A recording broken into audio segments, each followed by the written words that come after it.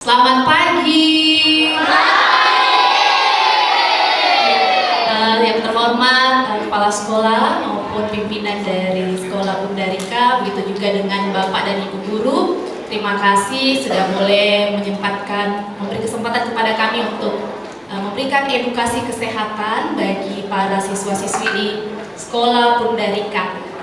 Next. Iya. Namanya panggil kakak saja ya, namanya kakak Patricia. Iya, kakak Patricia. Dan sebelum kita mulai supaya adik-adik fokus, boleh berdiri. Iya, kakak Patricia dari Rumah Sakit Stella Maris. Nah, kalau kakak Patricia bilang pagi, maka adik-adik tepuk tangan satu kali, boleh? Pagi. Kalau siang, kalau malam. Oke, selamat pagi, siang, malam, pagi, siang, malam, pagi, siang, malam. Oke, semuanya fokus dan konsentrasi. Silakan duduk. Nah, nanti kakak akan jelaskan dulu terkait dengan profil rumah sakit. Setelah itu nanti Dr. Angel akan menjelaskan terkait dengan materi sex education. Next. Jadi adik-adik, Rumah Sakit Stella Maris itu ada di depan area Pantai Losari. Kalau adik-adik tahu. Betul, sudah sering lihat ya. Kalau sudah sering lihat berarti nanti ada hadiahnya. Oke, mana yang tadi, siapa namanya yang tadi sudah sering lihat? Boleh maju ke depan, di sebelah mana Rumah Sakit Stella Maris, Teh? Oh, oke, betul. Namanya siapa? Billy biasanya ke Rumah Sakit Stella Maris? Tidak, lewat-lewat aja. Oh, lewat-lewat aja. Terima kasih, Billy. Oke, nah Rumah Sakit Stella Maris itu sudah terakreditasi paripurna, ya. Jadi pelayanannya semua sudah dicek dan sudah terakreditasi. Next. Nah, Rumah Sakit Stella Maris itu kalau adik-adik punya asuransi kesehatan atau punya BPJS, itu semua dijamin dan bisa bekerja sama di Rumah Sakit Stella Maris. Next, Pak. Next. Iya, ini kurang lebih gambaran kalau adik-adik mau berobat ke poliklinik. Misalnya ada yang sakit gigi, atau diare, buang-buang air, nah itu seperti itu. Itu gambaran dari pelayanan poliklinik di Rumah Sakit Stella Maris. Next. Ada juga pendaftarannya itu bisa melalui nomor WhatsApp. Jadi kalau adik-adik butuh layanan kesehatan, misalnya sakit perut atau gatal-gatal, alergi, nah bisa ke Rumah Sakit Stella Maris. Next. Nah, ini tadi melayani BPJS kesehatan, asuransi yang lain juga bekerja sama dengan Rumah Sakit Stella Maris. Iya, ini untuk gawat darurat. Kalau misalnya adik-adik sudah tidak tahan, panas, demam tinggi, butuh untuk ke rumah sakit, nah maka bisa langsung ke namanya instalasi gawat darurat IGD. Adik sudah pernah ke rumah sakit? Sudah pernah ke rumah sakit mana ini? Oh, Stella Maris. Siapa namanya? Oh, rawat inap di mana? Di Regan rawat inap di mana di rumah sakit? Lantai berapa Regan? Lantai 5, berarti Regan dapat hadiah lagi. Tunggu dah Regan.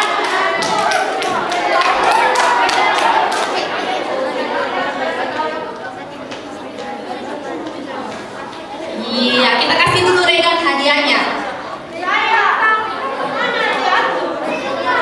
Bagaimana selama Regan di Rumah Sakit Stella Maris? Perawat-perawatnya? Ramah dan bagus. Baik, puji Tuhan. Terima kasih untuk Regan.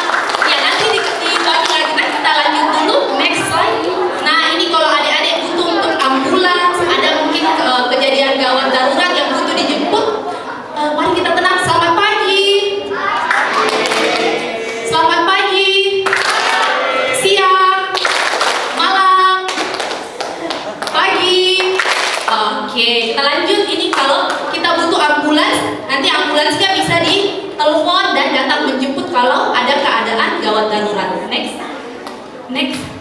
ini kurang lebih ada 301 tempat tidur di Rumah Sakit Stella Maris. Next. Nah, ini kamar-kamarnya. Ada presidential suite, ada executive suite, next. Ada suite, junior suite, executive VIP, VIP. Nah, ada deluxe kelas 1, standar A dan standar B. Ada juga ruang perawatan khusus untuk anak-anak. Next. Nah, ini ICU, kemudian ada area-area untuk adik-adik kalau butuh untuk belanja atau untuk makan di Rumah Sakit Stella Maris. Bapak Ibu guru juga mungkin untuk sekedar sharing. Ada public corner di dalam area rumah sakit. Next. Nah, kegiatan seperti hari ini yang Kakak Patricia dengan Dr. Angel lakukan, itu kami mensupport di berbagai sekolah. Kalau adik-adik punya orang tua, ada komunitas atau di gereja mungkin, nah itu juga boleh menghubungi Rumah Sakit Stella Maris untuk diadakan edukasi. Next. Nah, ini pelayanan. Apa ini kira-kira gambarnya? Laboratorium. Next. Next. Ya, ini untuk radiologi. Jadi di Rumah Sakit Stella Maris itu tersedia juga alat namanya CT scan. Itu untuk melihat anggota tubuhnya kita. Next. Ada pelayanan farmasi. Farmasi itu untuk apa kira-kira? Obat-obat, pintar dapat hadiah. Siapa namanya yang di depan? Sinde. Nah, kalau besar mau jadi apa? Siapa namanya tadi nak? Densal, terima kasih. Tepuk tangan dulu untuk Densal. Ini farmasi. Jadi farmasi itu untuk penyediaan obat-obatan. Next. Ini nomor-nomor telepon yang ada di Rumah Sakit Stella Maris kalau adik-adik, bapak ibu guru membutuhkan layanan. Sudah ada juga grup antara Rumah Sakit Stella Maris dengan Bunda Rika. Jadi kalau ada yang ingin ditanyakan bisa melalui grup tersebut. Next. Next. Nah, ini supaya adik-adik tahu kenapa anak-anak di bawah umur 12 tahun dilarang masuk ke rumah sakit. Kalau mau besuk dilarang tuh, biasa dibilang, ih tidak boleh anak-anak masuk. Satpamnya kasih tahu kenapa. Karena itu nanti bisa menyebabkan adik-adik tertular penyakit lain. Karena adik-adik punya sistem imun masih rentan. Ya, jadi itu makanya adik-adik tidak boleh mengunjungi orang sakit di rumah sakit. Next. Next. Iya, next. Nah, ini untuk jam besuk bagi Bapak Ibu guru mungkin kalau mau membesuk di Rumah Sakit Stella Maris itu jamnya 11 sampai 13 untuk pagi dan untuk sore hari 17 sampai 20.00. Next. Iya. Kalau bagi Bapak Ibu guru mungkin yang ada keluarganya juga untuk layanan persalinan di Rumah Sakit Stella Maris itu gratis untuk pembuatan akte kelahiran dan juga mendapatkan maternity kit. Next. Next. Serta gratis untuk foto bayi. Jadi kalau ada adik-adik punya mama mau melahirkan, nah bisa juga di Rumah Sakit Stella Maris itu nanti adik bayinya gratis di foto. Ya, ada foto shootnya seperti ini. Next. Next. Nah, kalau di Rumah Sakit Stella Maris juga ada vaksinasi demam berdarah baik untuk dewasa maupun anak-anak. Next. Nah, ini harganya di 1.425.000. Nah, bagi adik-adik yang sudah pernah demam berdarah maupun yang mau mencegah demam berdarah itu bisa melalui vaksinasi. Next. Nah, ini kerjasamanya Rumah Sakit Stella Maris itu sudah bekerja sama dengan 129 perusahaan dan asuransi. Next. Iya, dan kita berharap adik-adik paham tentang kesehatan, kemudian kalau membutuhkan layanan kesehatan bisa ke rumah sakit mana? Oke, bisa ke Rumah Sakit Stella Maris. Di depan mana itu Rumah Sakit Stella Maris? Pantai Losari. Iya, jadi Rumah Sakit Stella Maris itu ada di depan Pantai Losari, sudah berdiri dari tahun 1939. Nah, berapa tahun itu ada yang bisa hitung tidak? 1939. Cepat, ada hadiahnya. 1900 berapa? Berapa tahun, Dek? 85 tahun. Betul. Berdiri, silakan ambil hadiahnya. Nah, langsung yang besar.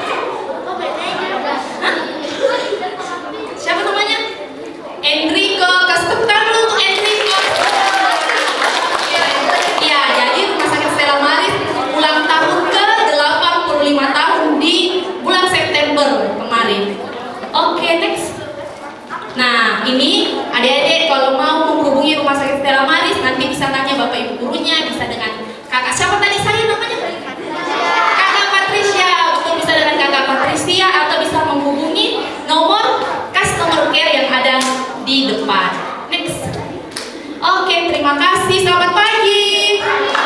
Selamat siang. Siang. Siang. Pagi. Malam. Pagi. Oke, terima kasih. Dokter silakan.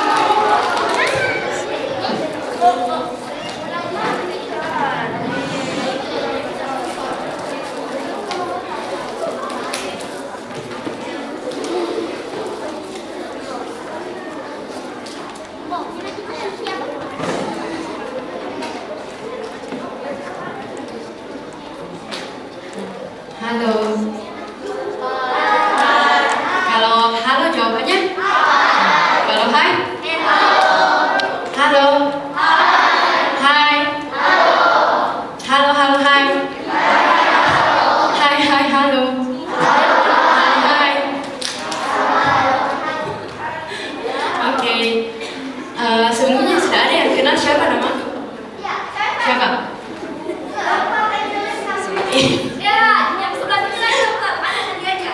Oh, kalau yang di sini siapa namaku? Dokter? Dokter Angelin. Dokter Angelin siapa? Siapa?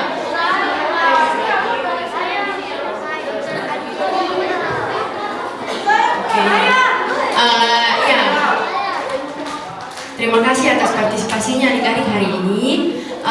Hari ini Dr. Angelin akan membawakan tentang materi sex education atau pendidikan seksual sama adik-adik. Ya. Oke, untuk menghemat waktu, dokter langsung mulai saja. Next slide. Sebelumnya sudah ada tidak yang pernah dengar tentang apa itu edukasi seksual atau pendidikan seksual? Pernah tidak? Apa? Apa itu? Apa itu edukasi seksual atau pendidikan seksual? Bagian tubuh yang boleh atau tidak boleh disentuh itu sama dengan batasan untuk laki-laki dan perempuan, ya. Oke, apa lagi? Tidak boleh disentuh. Apa lagi? Bagian-bagian cowok atau cewek yang tidak boleh disentuh oleh orang lain dan tidak dilakukan dalam sebuah pendidikan. Oke, good. Apa lagi kalau di bagian sini? Yang cewek-cewek?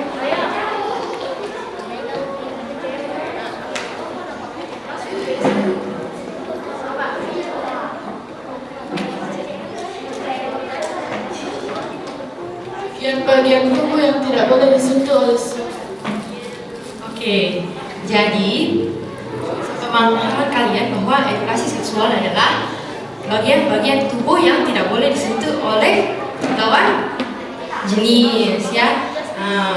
Jadi nanti dokter akan jelaskan lebih dari itu. Jadi tidak hanya batasan-batasan antara laki-laki dan perempuan, ya, tapi apa akibatnya ketika melakukan hubungan seksual di luar pernikahan, hubungan seksual yang bebas, ya, sehingga nantinya kalau adik-adik paham akan hal itu, kalian bisa terhindar dari adanya pelecehan seksual, kekerasan seksual, kasus-kasus pemerkosaan, ya. Oke. Next, kita bahas yang pertama, apa perbedaan yang mendasar antara laki-laki sama perempuan. Kira-kira kalau teman-teman lihat gambar ini, kalau yang ini untuk lambang apa, cowok atau cewek? Kalau yang ini cewek, ya. Oke. Kira-kira ada yang bisa jelaskan ke dokter apa perbedaannya laki-laki sama perempuan? Terletak di mana perbedaannya? Raise up your hand. di emosi kalau cewek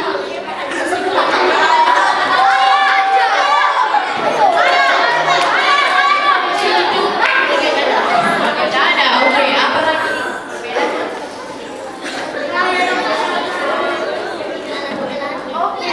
Nice, ya. Jadi kalau ulangan dapat 100 meter. Jadi perbedaan yang paling mendasar antara laki-laki sama perempuan terletak di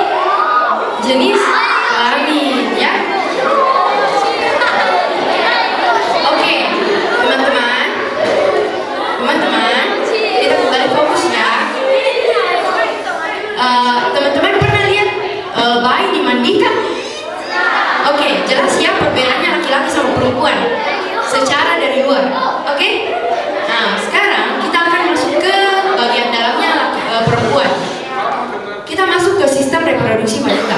Jadi kalau kita berbicara tentang jenis kelamin, ya, itu secara teori kita berbicara tentang sistem reproduksi. Sistem reproduksi yang ada dalam tubuhnya teman-teman adalah suatu sistem yang berfungsi untuk membuat teman-teman menjadi dewasa, ya, baik secara fisik, secara emosional, dan membantu teman-teman untuk berkembang biak, ya. Sistem reproduksi wanita pertama itu berasal dari ovarium. Ovarium itu adalah organ penghasil sel telur, ya. Nah, satu sel telur matang yang akan dibuahi oleh satu sel sperma akan menjadi janin yang akan menjadi bayi yang kita kenal dengan kehamilan. Oke. Itu tugasnya ovarium untuk membuat sel telur. Nah, kalau misalnya ovarium sudah membuat sel telur nanti yang matang akan keluar melalui salurannya ini. Namanya tuba falopi, ya. Salurannya namanya tuba falopi. Kalau dia sudah keluar dari tuba falopi, baru dia akan tertanam di dalam uterus atau rahim. Rahimlah ini tempatnya nanti bayi bertumbuh. Ya, kalau bayi membesar, rahimnya juga jadi membesar. Itulah yang teman-teman lihat kalau ibu hamil perutnya membesar. Yang membesar apanya? Rahimnya. Ya, rahimnya yang membesar. Kemudian kalau misalnya bayinya sudah tinggal lama di dalam 9 bulan, sudah mau keluar, dia akan keluar melalui serviks atau yang kita kenal dengan mulut rahim. Ya, itu khusus untuk perempuan. Nah, sekarang bagaimana kalau yang laki-laki? Kalau yang laki-laki, ya, kalau yang laki-laki itu kita punya namanya testis, ya. Kalau perempuan kan namanya ovarium. Kalau laki-laki namanya testis. Jadi testis itu penghasil sel sperma. Sel sperma yang sudah matang, ya, akan dikeluarkan melalui salurannya ini. Namanya vas deferens. Saluran ini akan keluar nantinya bersama saluran kencing. Ya, dia akan keluar dari saluran kencing dan akhirnya keluar melalui penis. Ya. Nah, kalau misalnya orang berhubungan seksual, ya, kalau orang berhubungan seksual terjadi hubungan suami istri, maka yang terjadi adalah penisnya, ya, masuk menembus di vagina atau serviks, ya, sehingga nantinya sperma akan keluar dari penis dan akhirnya membawahi sel telur dan akhirnya menjadi suatu janin. Oke? Nah, teman-teman, kita tidak hanya bicara tentang organnya, kita juga bicara tentang fungsinya, ya. Jadi fungsinya ovarium tidak hanya menghasilkan sel telur, tapi pada perempuan dia juga menghasilkan hormon namanya estrogen dan progesteron. Pernah dengar enggak yang perempuan? Estrogen dan progesteron. Mungkin yang kelas 5 belum, ya, karena belum dapat materinya di sekolah. Yang kelas 6 sudah tahu? Belum kan? Oke, ya. Jadi pada wanita dia spesifik estrogen dan progesteron, ya. Sementara pada laki-laki namanya testosteron. Jadi perempuan tidak punya testosteron, ya. Kalau perempuan punya testosteron dia menjadi sakit. Ya, itulah yang kita obati. Oke. Nah, teman-teman, hormon ini akan membuat teman-teman itu tumbuh menjadi seseorang yang dewasa atau mengalami pubertas. Oke, kira-kira dokter mau tanya, apa ciri-cirinya perempuan kalau sudah mengalami pubertas? Tunggu dulu, perempuan dulu yang jawab. Kira-kira ciri-cirinya kalau perempuan? Ya, menstruasi. Apa lagi? Dadanya membesar. Apa lagi?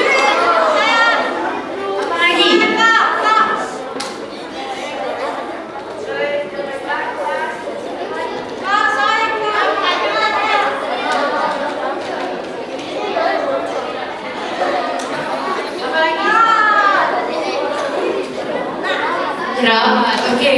Kalau yang laki-laki berubah apa lagi?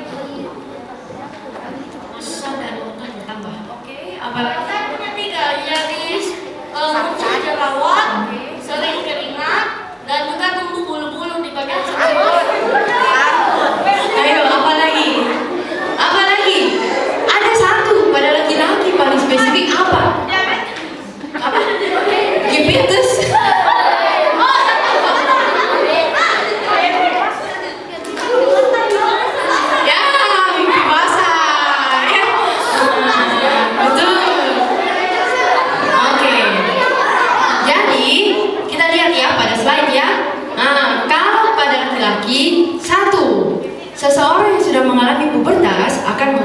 pipi basah ya. Kemudian suaranya berubah menjadi lebih berat ya, lebih berat. Kemudian jakunnya mulai tumbuh ya, jadi di lehernya itu sudah mulai ada benjol ya. Nah, kemudian tumbuh bulu-bulu ya, tumbuh rambut halus. Kemudian mulai muncul jerawat ya. Oke, sebaliknya pada yang perempuan ya, pada yang perempuan itu agak unik sedikit. Kenapa dokter bilang agak unik? Karena tidak hanya perubahan fisik yang terjadi, tapi perubahan emosional juga ada. Ada yang sudah dapat haid di sini. Oke. Biasanya kalau misalnya kita mau haid, biasa kita lebih sering kayak lebih sensitif, lebih mau marah ya. Itu semua ada karena perubahan hormonal yang ada dalam tubuh ya, karena estrogen sama progesteronnya yang tadi ya. Jadi cewek-cewek itu lebih mudah untuk mengalami perubahan emosi ya, berubah menjadi lebih labil nih. Nah, selain itu perubahan fisik yang terjadi betul yang tadi teman-teman katakan, apa? Payudaranya mulai tumbuh ya, pinggulnya sudah mulai membesar, kemudian mukanya sudah mulai tumbuh ya, dan yang paling spesifik adalah dapat haid ya, itu yang paling spesifik untuk perempuan. Oke. Nah, kalau teman-teman sudah dewasa, hati-hati ya, kita harus menjaga our privacy part ya. Kira-kira apa kira-kira area yang tidak boleh disentuh di badannya kita?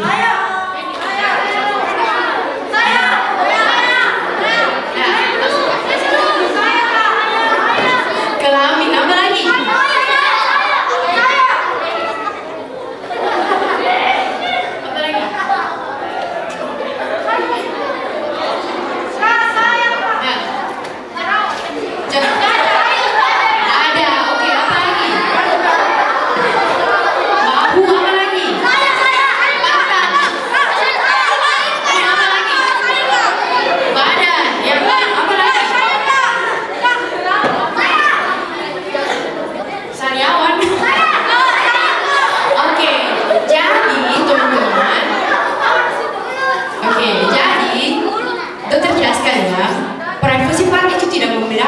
Laki-laki sama perempuan, jadi semua punya area batasan tertentu. Yang pertama yang tidak boleh disentuh adalah bibir ya, kemudian kemudian kemudian dada termasuk, payudara termasuk area dada ya. Oke, apa lagi?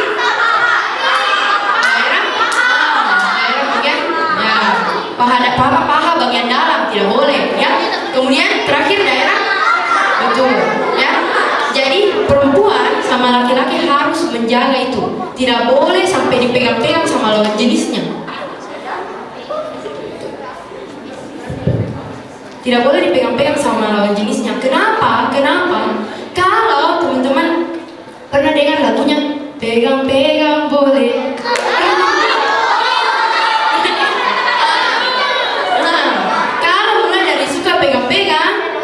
Dia bisa jatuh ke sini ya. Namanya apa? Hubungan seksual. Oke.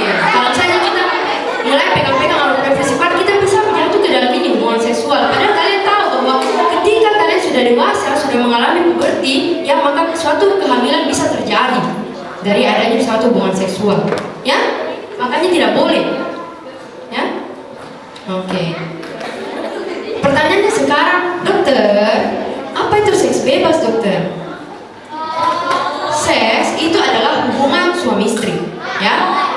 Nah, kalau misalnya hubungan suami istri dilakukan di luar pernikahan, itulah yang kita kenal sebagai seks bebas. Atau misalnya dia adalah seorang gay, lesbian, ya. Itu juga termasuk melakukan seks bebas, ya. Nah, teman-teman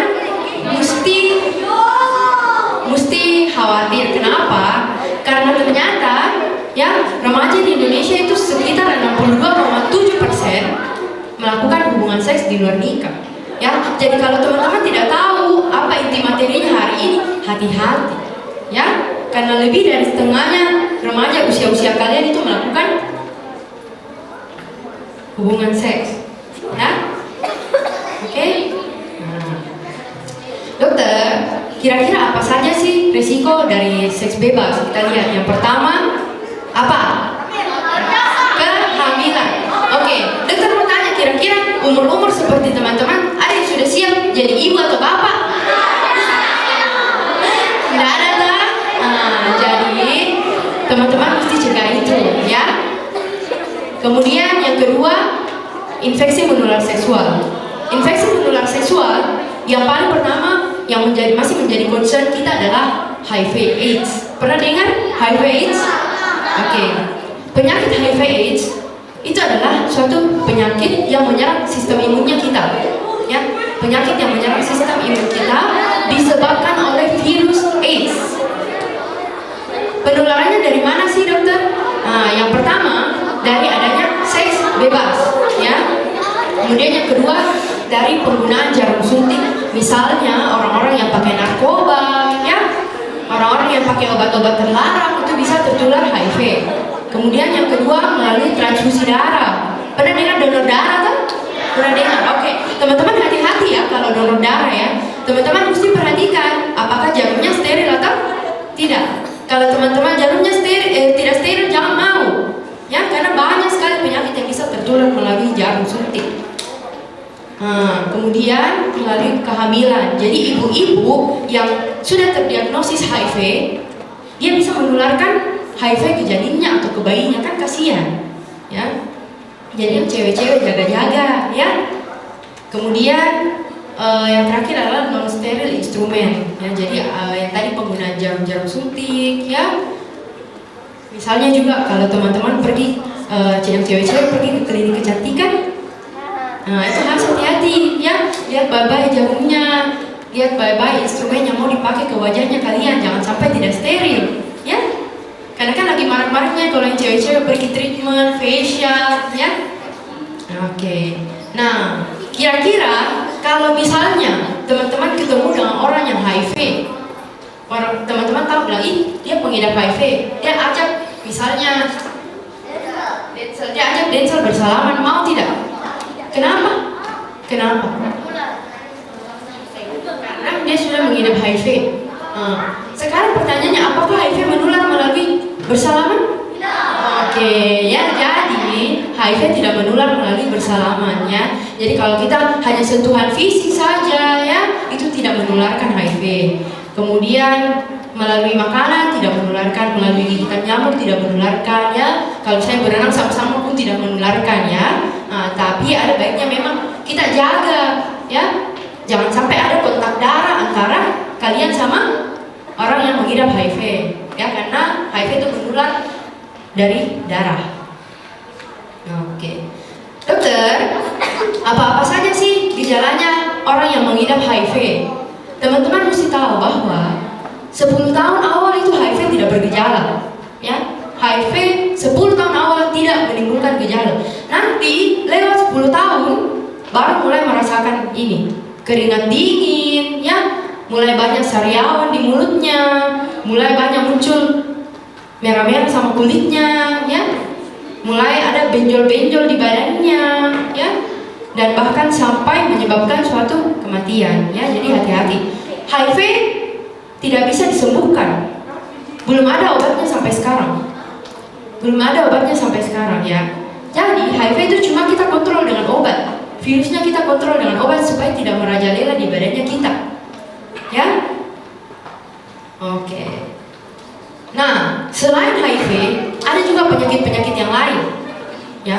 Yang pertama, dokter bahas ini kutil kelamin, ya. Nah, ini kalian pernah lihat kembang kol? Sayur kembang kol.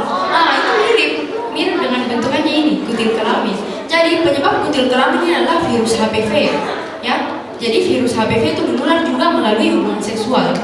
Salah satu contohnya yang di bawah ini, kutilnya tumbuh di daerah anusnya, daerah pantatnya. Kenapa? Karena dia berhubungan melalui pantat. Biasanya pada pasien-pasien yang homoseksual atau gay, ya. Dan dokter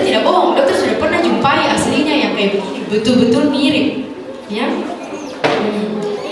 Selain kutil, ada juga namanya kencing nanah.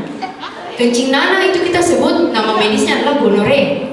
Kalau kita kencing, normalnya warnanya apa?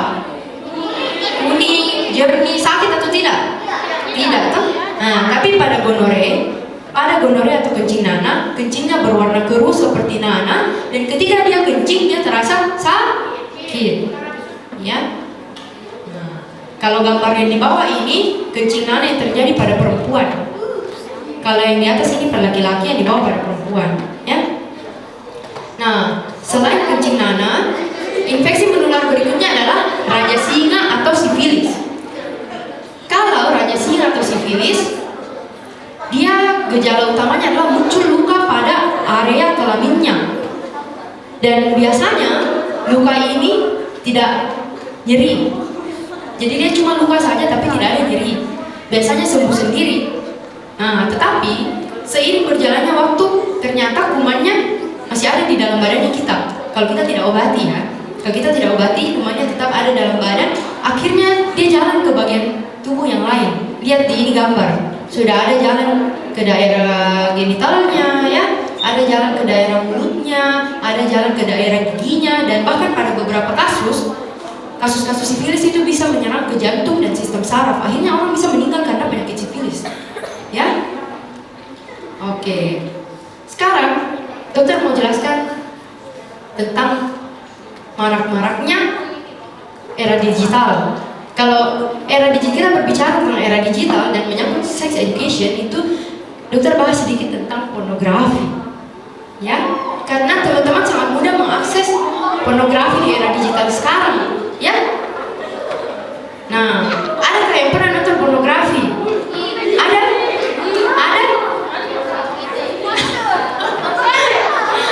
Oke, teman-teman, dokter mau jelaskan ya, kalau sebaiknya kalian hindari itu, jangan nonton pornografi, ya. Kenapa? Karena yang pertama, dia akan mengganggu persepsi seksual teman-teman. Kalau kalian nonton pornografi, seringkali pornografi itu menunjukkan adegan-adegan kayak kekerasan seksual, ya, dia pukul, ya. Biasanya itu menjadi salah di otaknya kalian. Kalian merasa itu adalah hal yang normal, padahal hubungan seksual itu tidak seharusnya seperti itu, ya. Jadi dia mengganggu persepsi seksual yang ada di otaknya teman-teman. Kemudian yang kedua, kalau orang menonton pornografi, khususnya yang cowok-cowok, ya, hati-hati, dia bisa menjadikan temannya yang cewek itu sebagai objeknya, ya, karena dia menganggap, oh, cewek itu sebagai objek pemuasan seksual, ya. Jadi hati-hati, ya. Kemudian kecanduan, orang-orang yang menonton pornografi biasanya hormon-hormon kebahagiaan di otaknya itu keluar, karena dia merasa senang. Akhirnya akan terus mencari hal itu. Kira-kira kalau misalnya itu terus yang dibikin, bisa tidak belajar? Tidak bisa. Tuh, bisa tidak kita bergaul sama teman tak kira-kira kalau begitu? Tidak bisa, ya. Jadi kita itu semakin terganggu kehidupan sehari-harinya, mau belajar tidak bisa, ya. Nilainya kita jadi jelek karena kecanduan ini, pornografi, ya. Kemudian yang berikutnya, dengan menonton pornografi itu dia sudah salah secara sosial dan moral, ya. Oke. Terakhir yang dokter mau katakan sama teman-teman, ya, tidak membeda-bedakan antara laki-laki maupun perempuan, ya. Dokter tadi sudah katakan privacy part. Coba kita ulangi yang mana yang tidak bisa disentuh. Apa? Oke, kita ulangi sama-sama. 1, 2, oke, 3, oke, 4, oke, 5. Aha, bagian dalam. Apa lagi? Pantat, ya. Nah, jadi teman-teman, your body is your choices, ya. Jadi yang cewek-cewek jaga, yang cowok-cowok juga jaga. Oke? Itu yang terakhir dokter mau katakan sama teman-teman, your body is your choices. Kalian yang jaga sendiri badannya kalian. Oke, jaga your privacy part. Kira-kira ada yang lagi yang mau ditanyakan?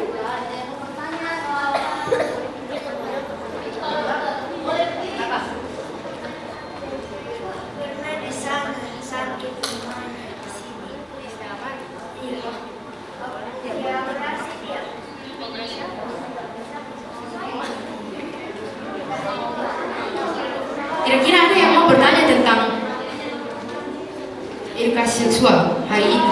Apa kira-kira yang masih bingung? Apakah orang yang transgender? Apakah orang yang transgender juga bisa kena HIV? Bisa? Bisa. Semua bisa. Tidak berbeda-bedakan.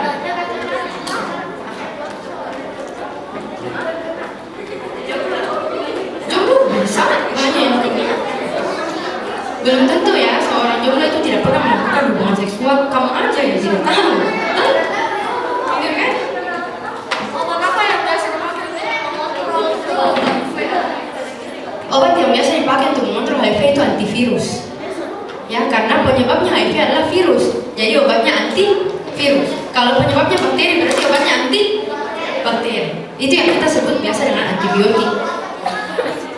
Kuman itu sama dengan bakteri. Kuman itu banyak macamnya sayang. Jadi ada virus, ada bakteri, ada jamur, ada parasit. Ya, jadi kita harus tahu dulu kumannya apa. Kalau kumannya karena virus, antivirus. Kumannya bakteri berarti antibakteri. Ya, kalau jamur anti. Iya.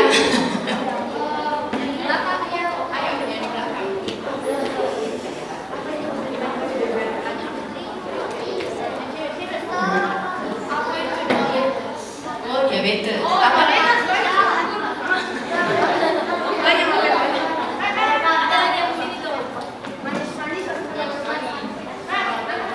Dokter tumpuk dulu pertanyaannya ya. Nanti dokter satu kali jawab. Felicia. Oh, Leticia.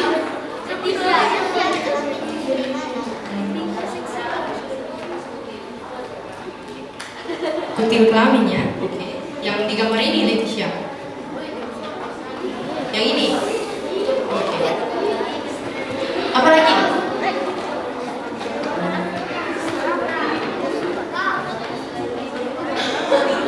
Kalau saya cewek-cewek ada yang mau bertanya, saya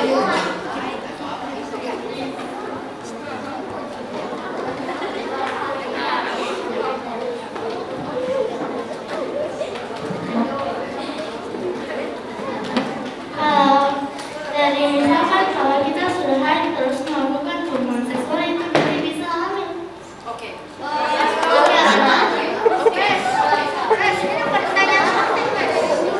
Oke ya, dokter jawab dulu ya 3 pertanyaan ya. Dokter jawab 3 pertanyaan. Yang pertama mungkin tidak. Yang pertama pertanyaannya itu mungkin tidak menyangkut dengan edukasi seksual ya. Apa itu diabetes? Ya, diabetes. Diabetes itu adalah penyakit gula. Kalau teman-teman pernah dengar ya penyakit gula. Jadi orang yang kadar gulanya di dalam darah itu terlalu tinggi. Biasanya banyak faktor-faktor penyebab orang kena diabetes. Yang pertama apa? Banyak makan gula. Yang kedua karena dia terlalu gemuk. Ya, yang ketiga misalnya karena kadar kolesterolnya, lemaknya terlalu tinggi dalam darah. Ya, atau misalnya dia pengidap hipertensi atau darah tinggi. Itu semua adalah faktor risiko untuk terkena penyakit diabetes. Oke? Kemudian kutil kelaminnya Leticia. Kalau kutil kelamin tumbuh di mana? Tergantung Leticia. Tergantung di mana dia melakukan hubungan seksual. Kalau di daerah genital, maka muncul di sana. Kalau orang-orang yang melakukan oral seks biasanya juga ada penyakitnya, namanya herpes simplex. Ya, jadi biasanya muncul. Kalian tahu cacar air? Nah, kalau orang biasa melakukan oral seks, ya, dia menggunakan mulutnya biasanya itu banyak muncul kayak bintil-bintil, kayak cacar air, tapi dia ada di mulutnya. Ya, hati. Jadi tergantung di mana dia melakukan hubungan seksual. Ya, Leticia? Terjawab. Nah, berikutnya yang bertanya. Jadi kalau misalnya kita sudah menstruasi, ya, kalau sudah haid, dapat haid, lalu melakukan hubungan seksual, apakah bisa langsung hamil? Jawabannya tidak. Ya, kalau seseorang begini. Jadi teman-teman, kalian kalau haid kan punya siklus. Setiap 1 bulan baru dapat haid. Ya, nah 2 minggu sebelum jadwal haid kalian itu adalah masa subur. Kita bilang pada perempuan itu adalah masa subur. Nah, kehamilan hanya bisa terjadi kalau melakukan hubungan seksual di antara masa subur itu. Artinya 2 minggu sebelum jadwal haid. Kalau di luar dari itu tidak akan menyebabkan suatu kehamilan. Ya, kalau misalnya selama masa subur tidak dibuahi oleh sperma, itulah yang akan luruh menjadi darah menstruasi. Ya, mengerti? Mengerti? Jadi kalau orang tidak melakukan hubungan di antara masa subur itu, ya, itulah sel telurnya akan mati. Kalau dia mati, dia menjadi darah haid. Ya, jadi orang tidak langsung hamil.